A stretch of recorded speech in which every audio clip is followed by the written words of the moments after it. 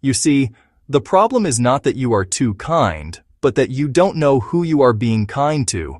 And the problem is not that the other is selfish, but that they do not know they are afraid, and fear dressed as confidence is one of the most convincing costumes in the human theater. And so the invitation is not to blame, not to diagnose, not to pathologize, but to wake up, to notice the sensation in your body when you say, "It's complicated." Because complexity is often the mind's way of avoiding the simplicity of truth, which is usually something like, "This hurts," or "This is not mutual," or "I am abandoning myself."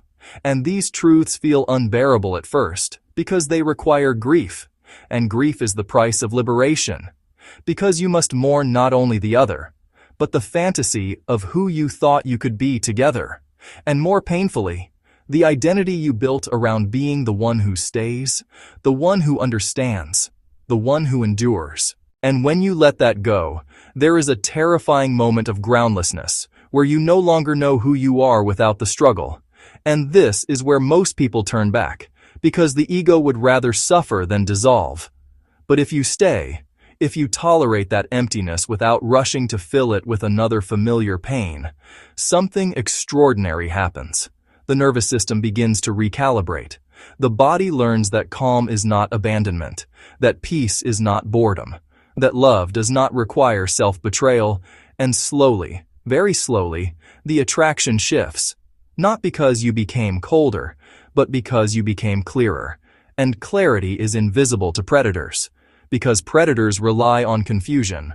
And when confusion leaves, the dance ends, not with drama, but with a quiet loss of interest. And this is perhaps the most radical teaching of all, that freedom often feels anticlimactic, that healing does not arrive as fireworks, but as a subtle absence of tension, a spaciousness where compulsion used to be. And you realize, perhaps for the first time, that what you were calling chemistry was anxiety. What you were calling depth was dysregulation. What you were calling love was familiarity with pain. And this realization does not make you bitter. It makes you humble, because you see that everyone in this dance was trying to survive with the tools they had.